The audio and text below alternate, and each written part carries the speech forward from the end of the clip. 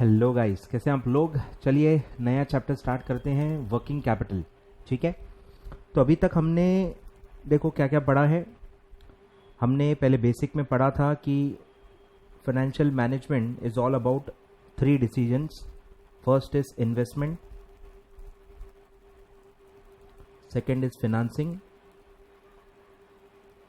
And third is dividend.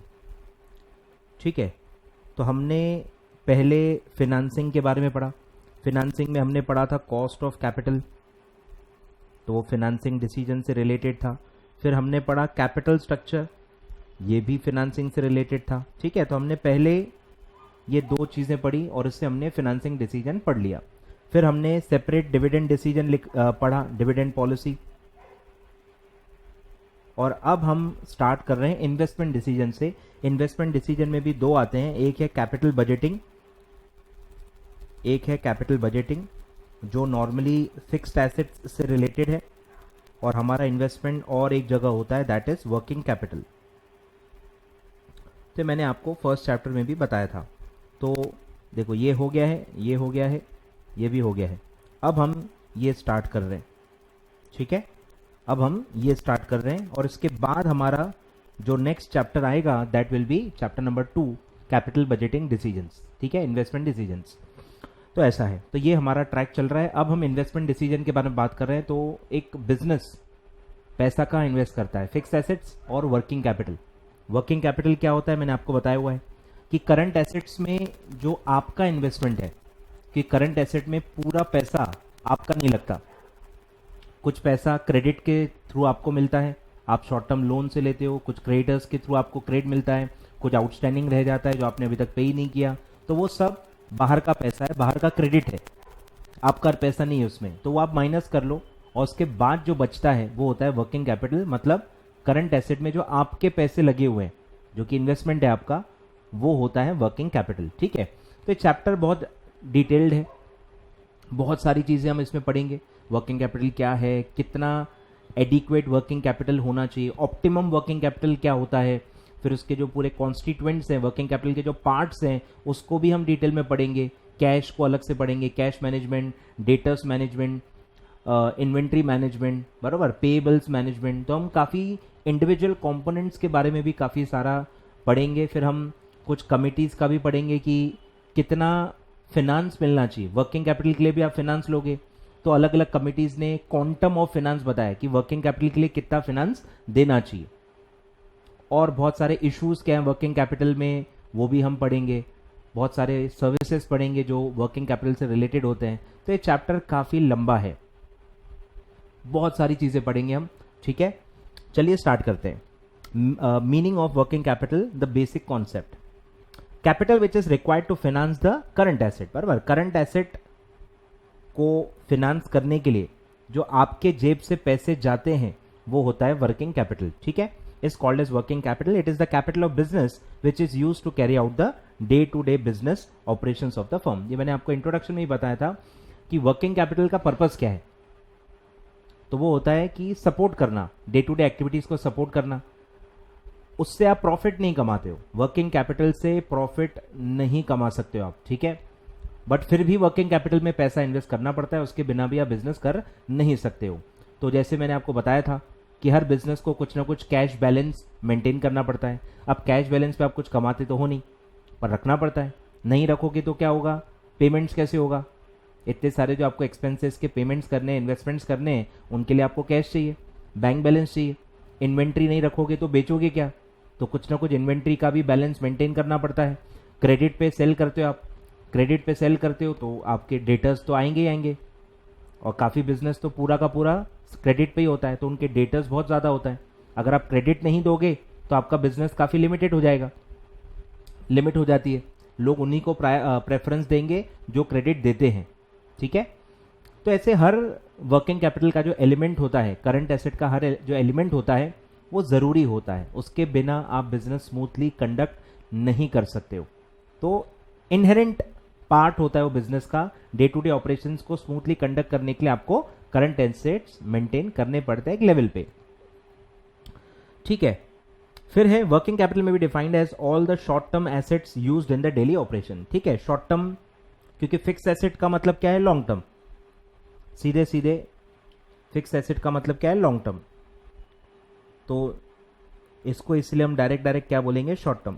कि जो भी शॉर्ट टर्म एसेट्स आपको रखने पड़ते हैं उसको आप क्या बोलोगे, वर्किंग कैपिटल। ठीक है, अब कुछ कंपनीज एक्ट का डेफिनेशन दिया है कि करंट एसेट का डेफिनेशन क्या है, कौन से एसेट्स करंट एसेट में क्लासिफाई होते हैं, उनमें क्या फीचर्स या पैरामीटर्स होने चाहिए। An asset can be classified as current when it is expected to be realised और इंटेंड्स टू बी सोल्ड। अब अलग अलग कंपोनेंट के लिए अलग अलग वर्ड यूज किया जाता है।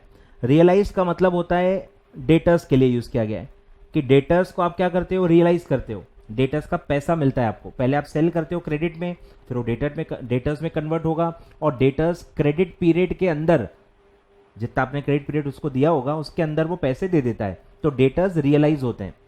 फिर क्या बेचते हैं अपन, इन्वेंट्री, बराबर। तो इन्वेंट्री अगर आप शॉर्ट टर्म में सेल करने वाले हो तो वो भी करंट एसेट में आएगा। कंज्यूम्ड किसके लिए वर्ड आता है, रॉ मटेरियल के लिए। अगर आप मैन्युफैक्चरर हो तो रॉ मटेरियल के लिए वर्ड होता है consume. In the normal operating cycle, her business की एक साइकिल होती है, कुछ की 6 मंथ्स, कुछ की 8 मंथ्स, कुछ के 12 मंथ्स, कुछ के 1 ईयर के भी ऊपर होती है।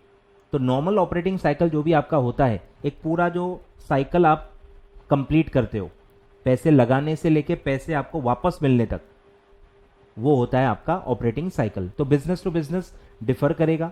और कंपनीज एक्ट फिर बोलता है कि अगर कोई ऑपरेटिंग साइकिल आप काउंट नहीं कर पा रहे हो, कोई इंडस्ट्री है जिसमें समझ नहीं आ रहा कि कितना है, तो आप उसको 1 ईयर मान सकते हो। By default 1 year can be taken as a operating cycle. ठीक है, तो ऑपरेटिंग साइकिल इस तरह से कि आप खुद आइडेंटिफाई करो, एस्टैब्लिश्ड है, काफी लोगों को सबको पता ही रहता है कि क्या साइकिल होती है। पैसे इन्वेस्ट करने से लेके पैसे रियलाइज होने में जितना टाइम लगता है, that is called as operating cycle. ठीक है, तो एक ऑपरेटिंग साइकिल में अगर वो कैश में कन्वर्ट हो जाता है, आपका इन्वेस्टमेंट आपको वापस मिल जाता है, तो वो करंट एसेट है। ठीक है, फिर है द एसेट इज हेल्ड, आपने होल्ड किया हुआ है, held primarily for the purpose of trading, वो आपका ट्रेडिंग एसेट है, आप खरीद के बेचते हो, तो वो भी आपका करंट एसेट में ही आएगा। भले उसको बेचने में आपको कितना भी समय लगे, पर अगर कोई भी एसेट या कोई भी चीज आपने बेचने के लिए ही खरीदी है तो फिर वो आपका करंट एसेट में आएगा। ठीक है, इसको ही आप स्टॉक इन ट्रेड बोलते हो, ये ट्रेडर्स के लिए है। तो ये वर्ड्स बहुत ही अच्छे से यूज किए गए हैं। ये जो पहला पॉइंट है, this is for manufacturers, this is for manufacturers. Second वाला जो है वो ट्रेडिंग यानी ट्रेडर्स के लिए। ट्रेडर्स जो है उसको बोलते हैं स्टॉक इन ट्रेड। इन्वेंट्री जो वो लेते हैं उसको वो कहते हैं स्टॉक इन ट्रेड, क्योंकि उनका काम है खरीदना बेचना। ट्रेडर के लिए रॉ मटेरियल, फिनिश गुड्स, ये सब वर्ड्स यूज नहीं होते हैं। ट्रेडर के लिए इन्वेंट्री का मतलब क्या होता है, स्टॉक इन ट्रेड, जो वो खरीदता है बेचने के लिए। फिर है third, it is expected to be realised within 12 months. ठीक है, जो मैंने आपको बताया कि अगर आपका ऑपरेटिंग साइकिल आपको पता नहीं है तो आप 12 मंथ्स ले सकते हो। With in 12 months after the reporting period, यानी जो भी आपका 31 मार्च है, जो आप ईयर आपका मान रहे हो, उसके नेक्स्ट 12 मंथ्स के अंदर अगर वो रियलाइज होने वाला है कैश में, कन्वर्ट होने वाला है कैश में, तो वो आपके लिए करंट एसेट होगा। ठीक है, तो 12 मंथ्स का क्राइटेरिया दिया हुआ है। और एक थोड़ा सा टेक्निकल पॉइंट है, आपको ध्यान देना है। It is non restricted cash और कैश इक्विवेलेंट। नॉन रेस्ट्रिक्टेड काफी, अब कैश एंड कैश इक्विवेलेंट्स क्या होता है ये आप कॉर्पोरेट अकाउंटिंग में पढ़ते ही हो, शेड्यूल 3 पूरा आपने पढ़ा होगा, ये सारा वही है, शेड्यूल 3 की टर्मिनोलॉजीज है, कॉर्पोरेट अकाउंटिंग में आपने पढ़ा होगा। तो कैश एंड कैश इक्विवेलेंट में आता है cash in hand, cash at bank, marketable securities. ठीक है, तो कुछ सिक्योरिटीज या कुछ बैंक बैलेंस पे या कुछ कैश बैलेंस पे अगर कोई रेस्ट्रिक्शन है तो वो आप यहाँ पे करंट एसेट नहीं मान सकते हो। काफी जगह पे रेस्ट्रिक्शंस डाली जाती हैं, इनकम टैक्स वाले भी डाल सकते हैं रेस्ट्रिक्शंस, या गवर्नमेंट रेस्ट्रिक्शंस डाल सकती है, बराबर। तो कहीं अगर कोई भी कैश एंड कैश इक्विवेलेंट के आइटम पे रेस्ट्रिक्शन डाली है कि आप यूज नहीं कर सकते, तो वो करंट एसेट में आपको कैलकुलेट नहीं करना है। जो भी नॉन रेस्ट्रिक्टेड है, नॉर्मली हर cash and cash equivalent non restricted ही होता है, तो इसलिए उन्होंने लिखा है कि अगर आपको पता है कि रेस्ट्रिक्शन डली हुई है तो एटलीस्ट आप ऐसे restricted cash and cash equivalent को आप करंट एसेट का पार्ट मत लो, और बाकी जो नॉर्मल है जिसपे कोई रेस्ट्रिक्शन नॉर्मली होती नहीं है वो आप करंट एसेट का पार्ट मान सकते हो। तो cash and cash equivalent by default is a current asset, cash and cash equivalent by default is already a current asset, ठीक है। तो ये सारे करंट एसेट में क्लासिफाई हो जाएंगे। Generally current asset of an entity for the purpose of working capital management can be grouped into the following main heads. Number 1 inventory, बराबर। अब अलग अलग नाम आएंगे, देखो अगर आप मैन्युफैक्चरर हो तो ये नाम आएंगे, raw material, work in progress WIP या फिनिश गुड्स। और अगर आप ट्रेडर हो तो यहां पे नाम आ जाता है स्टॉक इन ट्रेड। आ रहा है ख्याल में? तो ये सारे जो सब कैटेगरीज दिए हैं, रॉ मटेरियल, WIP और फिनिश अपना फिनिश गुड्स, ये सब किसके लिए है? मैन्युफैक्चरिंग। फिर है रिसीवेबल्स, एक होता है debtors that is trade receivables, और एक होता है बिल रिसीवेबल, ये भी आपने पढ़ा होगा, bill of exchange. Bill of exchange के अगेंस्ट अगर आपको पैसा मिलने वाला है तो वो आपका करंट एसेट है। इसका भी नॉर्मल जो ड्यूरेशन होता है बिल ऑफ एक्सचेंज का वो 12 मंथ से कम होता है, ठीक है, इसलिए ये करंट एसेट का पार्ट माना जाता है।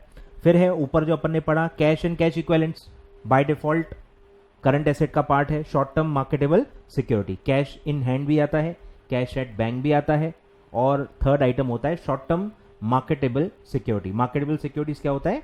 लिस्टेड सिक्योरिटी, जिनको आप इजीली क्विकली आप सेल कर सकते हो, कैश में कन्वर्ट कर सकते हो।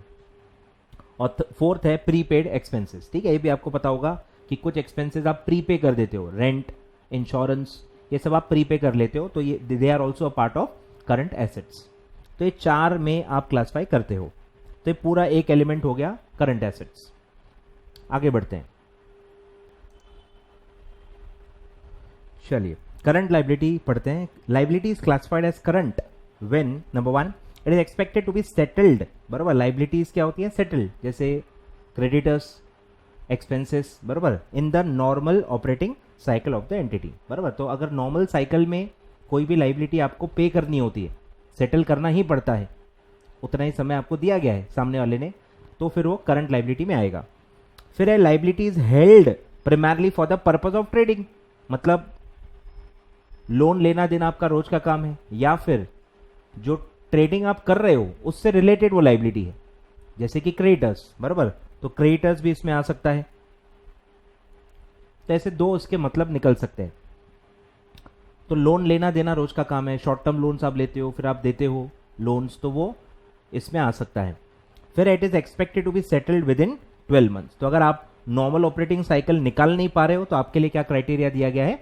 12 मंथ्स। तो आपको नेक्स्ट ईयर में, 12 मंथ्स मतलब 1 ईयर, तो नेक्स्ट ईयर में अगर कोई भी लाइबिलिटी आपको पे करनी है तो वो आपकी करंट लाइबिलिटी होगी, और नेक्स्ट ईयर के आगे कुछ पे करना है फिर वो लॉन्ग टर्म में आएगा, नॉन करंट बोलते हैं उसको, ठीक है। तो इसमें 3 ही क्राइटेरिया है कि नॉर्मल साइकिल में सेटल करना है, या 12 मंथ्स में सेटल करना है, या आपने उसको हेल्ड ही क्यों किया है? ट्रेडिंग के लिए। अब आगे बढ़ते हैं। Generally, current liabilities of an entity for the purpose of working capital management can be grouped into the following main heads. Number 1 payables, एक आता है ट्रेड पेबल और एक आता है बिल्स पेबल, ठीक है एक ही bill of exchange. Bill of exchange में अगर आपको पैसा मिलने वाला है तो आप उसको बिल रिसीवेबल नाम देते हो, और अगर बिल के अगेंस्ट आपको पैसा देना है तो आप उसको बिल पेबल लिखते हो। ये आपको पता होगा कि बिल ऑफ एक्सचेंज एक ही डॉक्यूमेंट है, एक के लिए वो बिल रिसीवेबल बन जाता है और दूसरे के लिए वो बिल पेबल बन जाता है। तो ट्रेड पेबल यानी कि क्रेडिटर्स और बिल पेबल को मिला के क्या बोला जाता है? अकाउंट पेबल या सिर्फ पेबल्स। और सेकंड कैटेगरी है आउटस्टैंडिंग पेमेंट, जिसमें वेजेस, सैलरी या सारे एक्सपेंसेस जो भी आपके पेबल होते हैं ईयर एंड पे, उनको आप क्लासिफाई कर सकते हो आउटस्टैंडिंग पेमेंट्स में। अब ये बहुत नॉर्मल साइकिल है कि मार्च मंथ की सैलरी आप अप्रैल में पे करोगे, मार्च मंथ का रेंट आप अप्रैल में पे करोगे, मार्च मंथ का कोई और खर्चा होगा आपका तो वो भी आप नेक्स्ट मंथ में पे करोगे। तो ये नॉर्मल साइकिल है। तो 31 मार्च को मार्च मंथ के सारे एक्सपेंसेस लगभग पेबल दिखते हैं, उसी को आप क्या बोलते हो? आउटस्टैंडिंग पेमेंट्स, ठीक है। In general working capital management is essentially managing the current asset. Mainly आप करंट एसेट को ही मैनेज करते हो। करंट लाइबिलिटी को आप क्यों मैनेज करोगे? सोच के देखो, मैं लाइबिलिटीज को क्यों मैनेज करूं? मैं तो अपने एसेट को मैनेज करूंगा। मेरा पैसा कहां लगा हुआ है? एसेट में लगा हुआ है। लाइबिलिटी में मेरा पैसा थोड़ी लगा हुआ है, उसको मुझे फॉलो अप करने दो, मैं थोड़ी उससे फॉलो अप करूंगा। समझ में आ रहा है क्या? जो मेरे करंट लाइबिलिटी है वो सामने वाले की करंट एसेट है, तो वो अपने करंट एसेट मैनेज करेगा, मैं अपने करंट एसेट मैनेज करूंगा। कोई भी इंसान अपने लाइबिलिटीज मैनेज नहीं करता है, ठीक है। तो वर्किंग कैपिटल मैनेजमेंट का मतलब है करंट एसेट मैनेजमेंट, हम मैनेज सिर्फ एसेट्स को ही करते हैं जहां हमारा पैसा लगा हुआ है, लाइबिलिटीज को कोई नॉर्मली मैनेज नहीं करता है, वो सामने वाला फॉलोअप लेगा आपसे और आपको करवा लेगा पेमेंट्स, ठीक है। Management of working capital arises as a part of the process of such management, ठीक है। आगे बढ़ते हैं। Short term assets means cash money, ठीक है, कैश इन हैंड जिसको हम बोलते हैं, या cash at bank, bank balance बोलते हैं, तो कैश मनी। फिर है शॉर्ट टर्म सिक्योरिटीज जिसको आप कैश इक्विवेलेंट बोलते हो। फिर है इन्वेंट्री, बिल रिसेबल या वही नोट रिसेबल और डेटर्स एक्सेट्रा, ये सब आप पढ़ चुके हो, अकाउंट्स में भी आपने कॉर्पोरेट अकाउंटिंग में पढ़ा होगा। तो ये सब करंट एसेट का पार्ट होता है। In operating daily business fix assets are also needed in addition to the current asset. ये भी हम पढ़ेंगे कि सिर्फ करंट एसेट से काम नहीं होता है, और करंट एसेट इंडिपेंडेंट नहीं होते, उसका कहीं ना कहीं फिक्स एसेट से भी लेना देना होता है। अगर आप फिक्स एसेट बढ़ा रहे हो तो आपको साथ साथ में करंट एसेट भी बढ़ाना पड़ता है। जैसे अगर आप प्लांट कैपेसिटी बढ़ा रहे हो या आप एक और बिल्डिंग ले रहे हो फॉर फैक्ट्री पर्पसेस, तो आपको इन्वेंट्री भी तो ज़्यादा रखनी पड़ेगी। अगर आपकी सेल बढ़ रही है, आप एक्सपांड कर रहे हो, आपका सेल बढ़ रहा है, तो आपका डेटर भी साथ साथ में बढ़ेगा, आपका कैश बैलेंस भी आपको ज़्यादा रखना पड़ेगा, क्योंकि कमाई ज़्यादा तो खर्चा भी ज़्यादा, और खर्चे ज़्यादा हैं तो आपको कैश बैलेंस भी ज़्यादा मेंटेन करना पड़ेगा। तो हर एसेट प्रोपोर्शनेटली बढ़ते जाता है। तो अगर आप फिक्स एसेट को बढ़ा रहे हो तो at the same time you have to consider increasing the current asset as well, ठीक है। तो वो दिया है।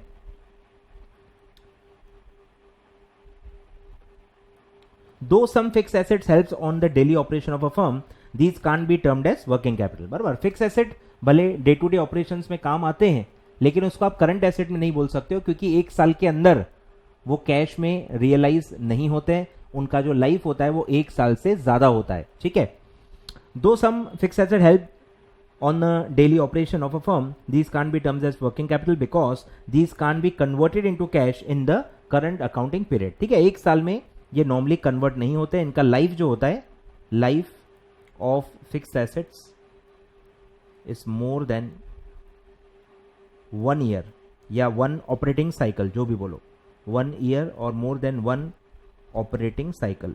एक ऑपरेटिंग साइकिल में ये कैश में कन्वर्ट नहीं होते, और न ये ट्रेडिंग के लिए होल्ड होते हैं, न ये ट्रेडिंग के लिए होल्ड होते हैं, और न ये कैश और कैश इक्विवेलेंट में आते हैं। तो कोई भी क्राइटेरिया फुलफिल ही नहीं हो रहा है, तो इसीलिए फिक्स एसेट को आप वर्किंग कैपिटल या करंट एसेट का पार्ट नहीं मान सकते, ठीक है। So the assets which can be converted, ठीक है। तो कौन कौन से कन्वर्ट हो सकते हैं? Raw material. रॉ मटेरियल कैसे कन्वर्ट होते हैं वो दिया है। पहले आप कैश लगाते हो, मतलब रॉ मटेरियल खरीदोगे ना, तो आपका पैसा लग गया, पूरा रॉ मटेरियल थोड़ी उधारी में मिलेगा, कुछ चलो थोड़ा उधारी का होगा, कुछ तो आपके पैसे लग गए होंगे, तो कुछ आप पैसे लगाओगे, फिर वो रॉ मटेरियल में कन्वर्ट होंगे, फिर रॉ मटेरियल को आप क्रेडिट में सेल करोगे, तो वो अच्छा पहले आप उसको मैन्युफैक्चर करोगे तो फिनिश गुड्स में कन्वर्ट होगा। ये ऑपरेटिंग साइकिल ही होता है, इसको आप ऑपरेटिंग साइकिल करके पढ़ोगे। तो पहले आप रॉ मटेरियल खरीदोगे, रॉ मटेरियल कन्वर्ट होगा WIP में, WIP कन्वर्ट होगा फिनिश गुड्स में, फिर आप उसको क्रेडिट में सेल करोगे तो वो डेटर्स में कन्वर्ट होगा, डेटर्स से अगर आपको बिल ऑफ एक्सचेंज मिल रहा है तो बिल रिसीवेबल में कन्वर्ट होगा, और फिर बिल रिसीवेबल से आपको क्या मिलेगा? कैश, और फिर वो कैश आप कहां डालोगे? रॉ मटेरियल में। तो यही होती है ऑपरेटिंग साइकिल।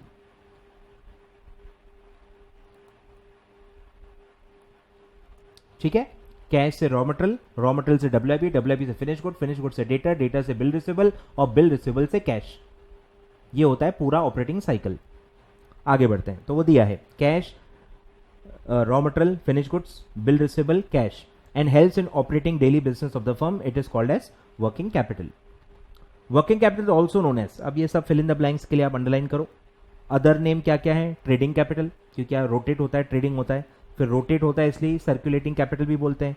शॉर्ट टर्म होता है, एक साल के अंदर आपको कैश में रियलाइज हो जाता है तो शॉर्ट टर्म है।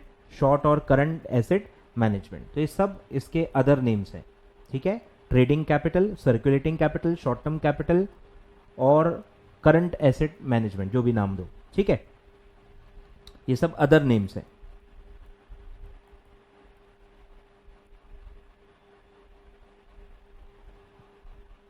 हाईलाइट कर लो, आगे बढ़ते हैं। Working capital is defined keeping in view the varying objectives and purpose. To businessman working capital comprises of current asset. बराबर। बिजनेसमैन के लिए क्या है, working capital is current asset, उसको ध्यान कहाँ देना है, करंट एसेट पे ही देना है, करंट लाइबिलिटी पे उसको ध्यान नहीं देना है।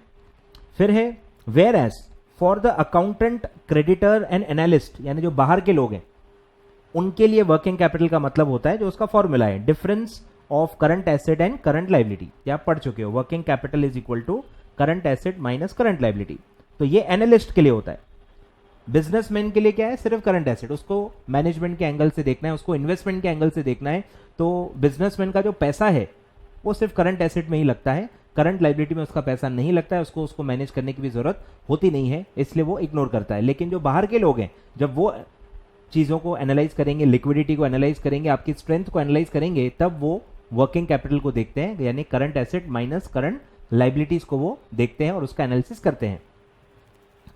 This is also called as net working capital, net क्योंकि माइनस किया गया है, ठीक है। तो यही है net working capital, current asset minus current liability को ही क्या बोलते हैं, net working capital. This is operative aspects of working capital, that is current asset which is also known as fund employed in the business from the gross working capital, ठीक है। Current liabilities को अगर आप minus कर दो current asset से तो वो आता है नेट वर्किंग कैपिटल। और सिर्फ करंट एसेट को ही क्या बोला जाता है, ग्रॉस वर्किंग कैपिटल, ठीक है। एक और नाम है, ग्रॉस वर्किंग कैपिटल का मतलब है करंट एसेट्स, और अगर उसमें से करंट लाइबिलिटी माइनस कर दें तो आता है net working capital.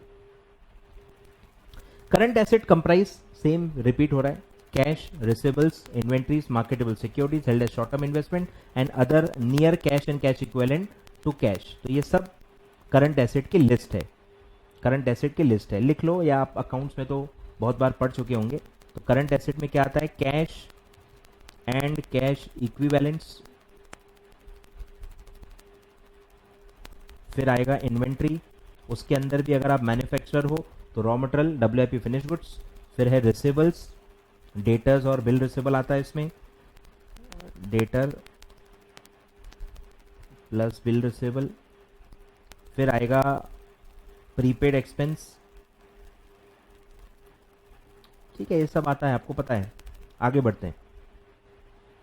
This is also known as going concern concept of working capital, कि हर वक्त वर्किंग कैपिटल रहता ही रहता है, ऐसा एक भी पॉइंट नहीं आएगा आपके बिजनेस लाइफ में जब आपका वर्किंग कैपिटल जीरो हो जाए, रख ही नहीं सकते आप, नहीं तो आपका गोइंग कंसर्न होगा ही नहीं ना।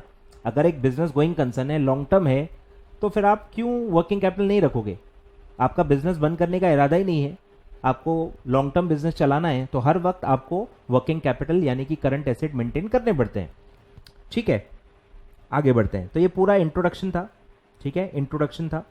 अब है काफी इंपॉर्टेंट एस्पेक्ट है, ध्यान देना है आपको, सिग्निफिकेंस ऑफ वर्किंग कैपिटल, कि एक बिजनेस में वर्किंग कैपिटल क्या अहमियत रखता है, कैसे आप उसको मेंटेन रखते हो, कितना मेंटेन रखना है, और एक एक एलिमेंट का फर्क क्या पड़ता है, अगर आप नहीं रखोगे तो क्या होगा, यही सब हमको समझना है। यही होता है सिग्निफिकेंस ऑफ वर्किंग कैपिटल। चलिए स्टार्ट करते हैं। Importance of adequate working capital, ठीक है, एडिक्वेट, क्योंकि एक सर्कुलेटिंग कंसेप्ट है, ये एक रोटेटिंग कंसेप्ट है, ये एक साइक्लिक कंसेप्ट है, तो पता ही नहीं चलता कि कितना वर्किंग कैपिटल रखें, क्योंकि कम भी नहीं रख सकते, ज्यादा भी नहीं रख सकते। यही हम इसमें पढ़ने वाले हैं कि कम रखेंगे तो क्या इशू होगा, ज्यादा रखेंगे जरूरत से तो फिर क्या होता है, और ये क्यों एक कंटिन्यूस कॉन्सेप्ट है, कंटिन्यूस रिक्वायरमेंट होती है कि आपको हर वक्त according to your fixed assets, according to your sales, आपको जज करना पड़ता है कि आपका रिक्वायरमेंट कितना है। Management of working capital is an essential task of finance manager, ठीक है। फाइनेंस मैनेजर का एक काम है ये जज करना कि कितना वर्किंग कैपिटल रिक्वायर्ड है और उसको कंटिन्यूसली मैनेज करना। He has to ensure that the amount of working capital available with his concern is neither too large nor too small, न कम न ज्यादा, जितना जरूरत है उतना ही होना चाहिए for its requirement। A large amount of working capital, अब देखो ज्यादा रखा तो क्या होगा, large amount of working capital would mean that the company has idle funds, बराबर। ज्यादा वर्किंग कैपिटल अगर आप रखोगे, ज्यादा करंट एसेट्स आप मेंटेन करोगे तो क्या होगा, उस पर कमा कुछ भी नहीं रहे हो, कमा कुछ नहीं रहे हो, और क्योंकि कमा कुछ नहीं रहे लेकिन जहां से भी लाए हैं उनका कॉस्ट तो आप बेयर कर ही रहे हो, कॉस्ट ऑफ कैपिटल हम पढ़ चुके हैं। डेट हो, इक्विटी हो, रिटेन अर्निंग हो, सबका कॉस्ट होता है। कोई भी पैसा जो फर्म में आता है वो फ्री नहीं होता। यू आर इनकरिंग सम और the other cost on that.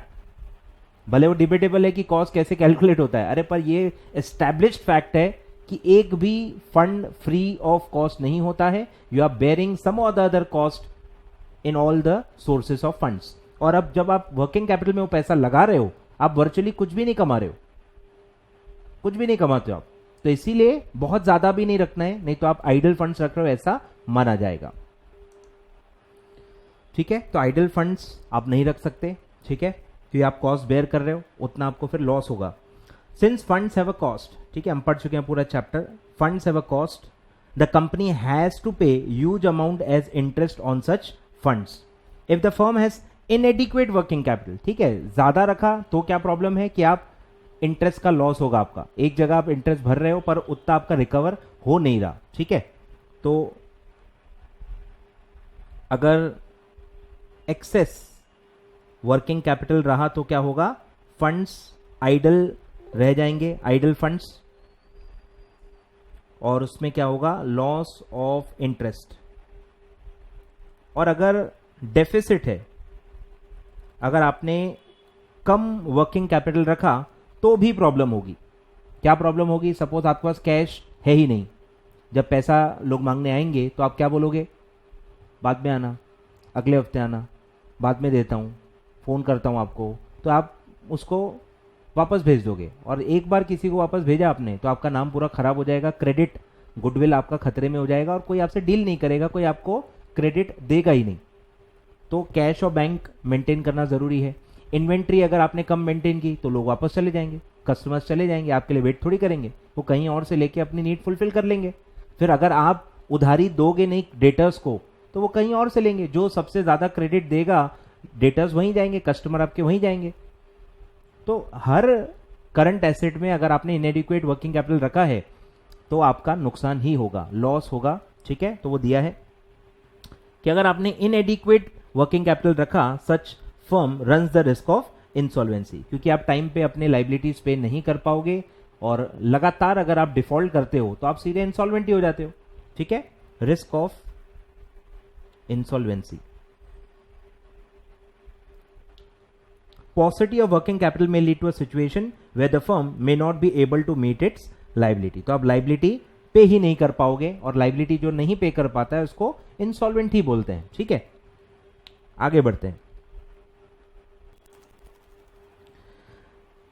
The various studies conducted by Bureau of Public Enterprises have shown that one of the reasons for poor performance of public sector undertakings, यानी कि government sector वाले जो है PSU public sector undertakings is in our country has been the large amount of funds locked up in the working capital। ठीक है, तो इन्होंने research किया है और ये जाना है कि इतना जो लो प्रॉफिटेबिलिटी होता है पब्लिक सेक्टर एंटरप्राइजेस का, वो इसीलिए होता है क्योंकि वो फंड्स काफी आइडल रखते हैं, बहुत high cash and bank balance रखते हैं, बहुत ज्यादा इन्वेंट्री रखते हैं, तो बहुत कंजर्वेटिव होते हैं क्योंकि गवर्नमेंट ओन्ड है, तो रिस्क और टेंशन है नहीं, अकाउंटेबिलिटी बहुत कम होती है, तो ये जरूरत से ज्यादा पैसा वर्किंग कैपिटल में रखते हैं। इसीलिए इनका प्रॉफिट का जो रेशो होता है वो काफी लो दिखता है, क्योंकि इनका काफी पैसा वर्किंग कैपिटल में लगा होता है जो कमा के नहीं देता, और कंपेयर टू दैट काफी कम पैसा है फिक्स एसेट में लगाते हैं। ठीक है, this result in an over capitalisation, बराबर, जरूरत से ज्यादा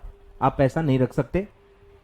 over capitalisation implies that a company has too large funds for its requirement resulting in a low rate of return, a situation which implies a less than optimum use of resources. तो आप optimal use नहीं कर रहे हो, ऐसे situation में public sector undertakings को क्या करना चाहिए, वर्किंग कैपिटल घटा के फिक्स्ड एसेट्स में पैसा री इन्वेस्ट करना चाहिए ताकि आपका रेट ऑफ रिटर्न और अच्छा हो जाए। A firm therefore has to be very careful in estimating its working capital requirement. ठीक है, इसलिए बहुत जरूरी है आपको ध्यान देना है, क्योंकि कम रखा तो भी प्रॉब्लम होता है, ज्यादा रखा तो भी प्रॉब्लम होता है, दोनों केसेस में आपको प्रॉब्लम होगा। तो इसका रास्ता क्या है, रास्ता यही है कि जितनी जरूरत है उसी के हिसाब से रखो, और जरूरतें बदलते रहती हैं कि जरूरत डिपेंडेंट है फिक्स एसेट पे, जरूरत डिपेंडेंट है डिमांड और उस पे इन्वेंट्री की कितनी सप्लाई अवेलेबल है, बहुत सारी चीजों पे डिपेंडेंट होता है। इसीलिए आपको ऑन द टो रहना पड़ता है, हर वक्त हर फैक्टर्स को इवेल्युएट करते रहना पड़ता है कि जितनी जरूरत है उतना ही वर्किंग कैपिटल आपको मेंटेन रखना है। ठीक है तो दिया है, तो काफी ध्यान आपको देना है। Maintaining adequate working capital is not just important in the short term, sufficient liquidity must be maintained in order to ensure the survival of the business in the long term। क्योंकि मैंने बताया आपको, अगर आप डिफॉल्ट करोगे लगातार, अगर आपका डिफॉल्ट होते रहा तो आपका गुडविल ही इंपैक्ट हो जाएगा और कोई आपको लोन नहीं देगा, कोई आपको क्रेडिट नहीं देगा, कोई आपसे डील ही नहीं करेगा, तो आप लॉन्ग टर्म में सर्वाइव नहीं कर पाओगे।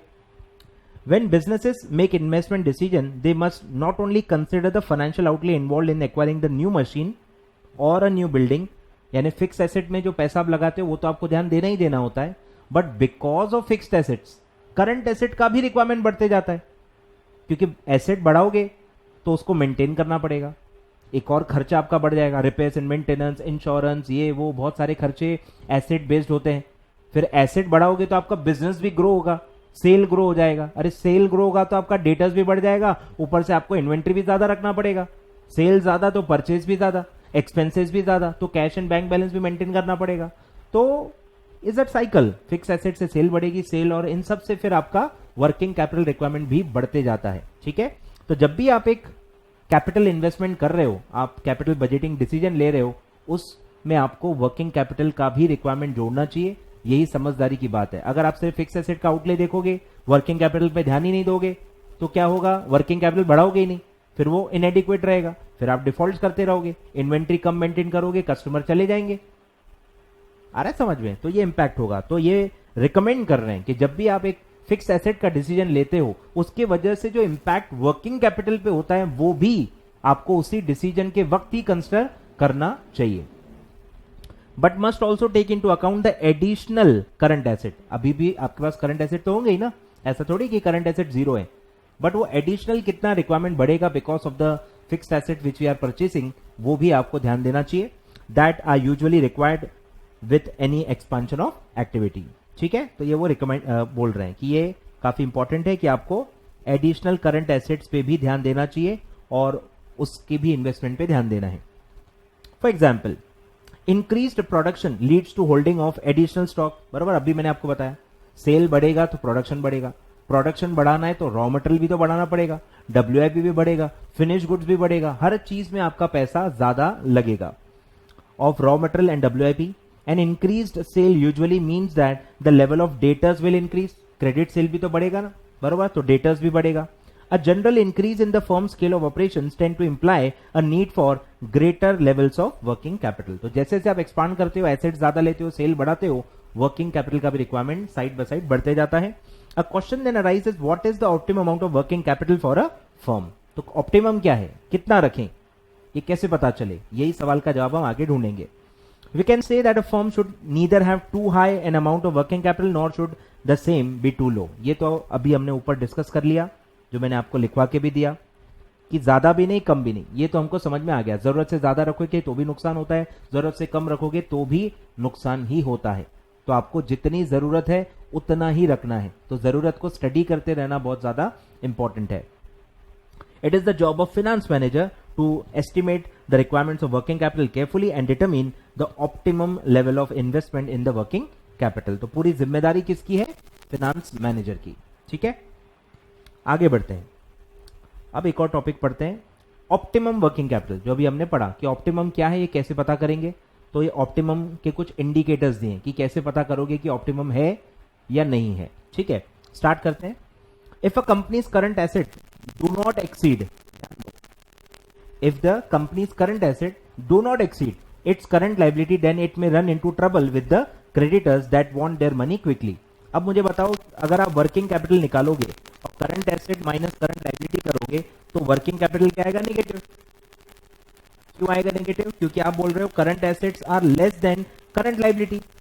कम वाले अमाउंट से ज्यादा अमाउंट माइनस करोगे तो नेगेटिव आएगा ना।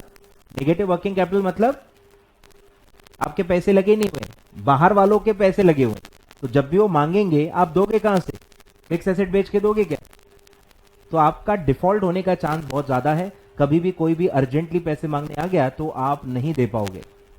ठीक है, और अकाउंट्स में आप ये पढ़ चुके हो, एक होता है करंट रेशो, एक होता है एसेट टेस्ट रेशो, ये दो लिक्विडिटी रेशोज होते हैं। तो यही सब डिस्कशन है, ये आप कॉर्पोरेट अकाउंटिंग में पढ़ते हो रेशो एनालिसिस में। Current ratio that is current asset divided by current liability along with the asset test ratio to supplement it has traditionally been considered as the best indicator of the working capital situation. It is understood that a current ratio of 2 times for a manufacturing firm implies that firm has optimum amount of working capital. ठीक है, दिया हुआ है कि 2 times अगर आपका है तो आपका ऑप्टिमम वर्किंग कैपिटल ऐसा माना जाता है for a manufacturing concern. This is supplemented by acid test ratio that is quick asset upon current liability. Quick assets क्या होते हैं, ये आपने पढ़ा होगा.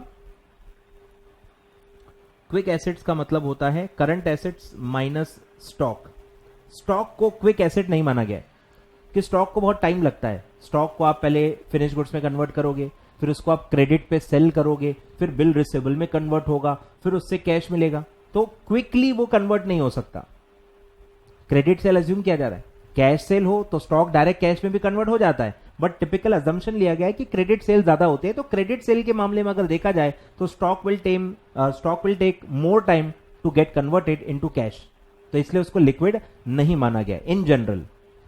तो ये होता है quick assets, current assets minus stock.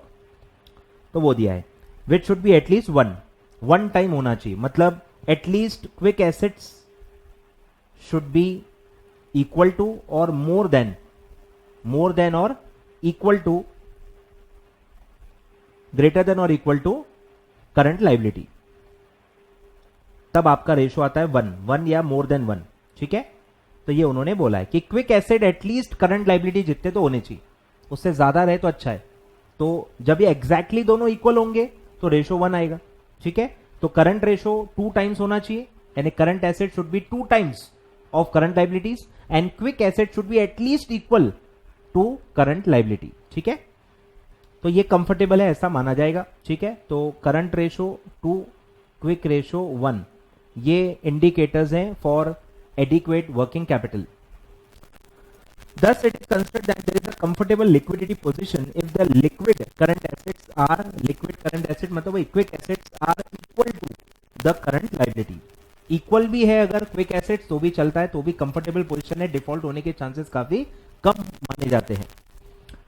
अब जो बाहर वाले आपको लोन देते हैं, दिया है bankers, financial institution, financial analyst, investors and other people interested in the financial statement have for years considered current ratio at 2 and asset test ratio at 1 as indicators of good working capital situation. तो ये market की information दी है कि normally outsider जो आपको loan या credit देते हैं वो लोग ये इंडिकेटर्स को कंफर्टेबल मानते हैं. 2 times current ratio and 1 time quick ratio या एसेट टेस्ट रेशो. ठीक है, 2 नाम होते हैं. एसेट टेस्ट रेशो का ही नाम क्या होता है, क्विक रेशो या liquid ratio. As the thumb rule, this may be quite adequate. However, it should be remembered that optimum working capital can be determined only with the reference to the particular circumstances of a specific situation. मतलब industry to industry very करेगा. इन्होंने assume किया है कि आपका cell credit पे है, आप उधारी देते हो. अगर आप उधारी देते ही नहीं हो, आप क्रेडिट देते ही नहीं हो, तो आपका स्टॉक तो डायरेक्टली कैश में कन्वर्ट हो जाएगा. तो stock can be treated as a quick asset. तो आपका थोड़ा सा रेशो कम भी रहा तो भी चल जाएगा. आ रहा है समझ में. तो कितना टाइम लगता है, डेटर्स का क्रेडिट पीरियड कितना है, जनरल क्रेडिट पीरियड से आपका क्रेडिट पीरियड आपकी इंडस्ट्री का कम है, तो आपके डेटर्स और स्ट्रांग बन जाते हैं. अगर आपका कैश एंड बैंक बैलेंस बहुत ज्यादा है तो और आपका रेशो कम भी रहा तो सेफ माना जाता है. बरोबर. तो काफी चीजें होती हैं इंडस्ट्री टू इंडस्ट्री और फर्क पड़ता है. 2 से थोड़ा सा कम भी रहा तो भी चल जाता है कुछ इंडस्ट्रीज में, अगर उनकी इन्वेंट्री इजीली मार्केटेबल है, डेटर्स का क्रेडिट पीरियड कम है, या कैश एंड बैंक बैलेंस का प्रपोर्शन करंट एसेट्स में काफी ज्यादा है, तो 2 से भी कम रेशो चल जाता है, बैंकर्स मान जाते हैं. लेकिन अगर उल्टा भी हो सकता है कि अगर आपके डेटर्स 6-6 महीने के, 8-8 महीने आप क्रेडिट पीरियड देते हो, आपका कैश और बैंक बैलेंस का प्रपोर्शन बहुत ही कम है, इन्वेंट्री का प्रपोर्शन बहुत ज्यादा है और इन्वेंट्री बेचने में आपकी इंडस्ट्री में टाइम भी बहुत ज्यादा लगता है, तो 2 टाइम्स भी चलेगा नहीं. 3 to 4 टाइम्स का रिक्वायरमेंट बैंक डाल सकता है.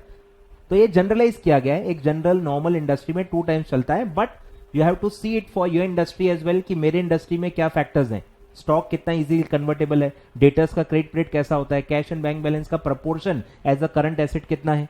ये सबसे थोड़ा सा आप ऊपर नीचे 2 को कर सकते हो. आगे बढ़ते हैं. 10 in a company where inventories are, दिया है देखो सब, अगर कोई ऐसी कंपनी है जिसमें inventory are easily saleable, time लगता ही नहीं है, फटाफट कन्वर्ट हो जाता है, and the debtors are as good as liquid cash, time लगता ही नहीं, आपका क्रेडिट पीरियड बहुत कम है, बैड डेट्स भी नहीं होते, तो भाई वो और लिक्विड हो जाता है, तो थोड़ा सा रेशो आपका 2 टाइम्स से कम रहा तो भी चल जाएगा। ठीक है, तो वो दिया है करंट रेशो में be lower than 2 and yet the firm में बी साउंड। तो ये दिया हुआ है कि अगर इन्वेंट्री इजीली सेलेबल है, डेटर्स इजीली कैश में कन्वर्ट हो जाते हैं, क्विकली कन्वर्ट हो जाते हैं, तो 2 से भी कम लोग मान जाते हैं, वो भी कंफर्टेबल माना जाता है। In a nutshell, a firm should have adequate working capital to run its business operation. Both excessive as well as inadequate working capital positions are dangerous. ठीक है, तो ये सिंपल है, तो बस ये आपको ध्यान रखना है, current ratio 2 times, quick ratio 1 time. ठीक है, तो आज इतना ही है इस पार्ट में। नेक्स्ट पार्ट में हम यहां से कंटिन्यू करेंगे क्योंकि ये काफी लंबा टॉपिक है, अभी नहीं हो पाएगा। ठीक है, चलो, तो नेक्स्ट पार्ट में हम यहां से कंटिन्यू करेंगे टाइप्स ऑफ वर्किंग कैपिटल, कितने अलग अलग टाइप के वर्किंग कैपिटल्स होते हैं, यहां से अपन नेक्स्ट पार्ट में कंटिन्यू करेंगे।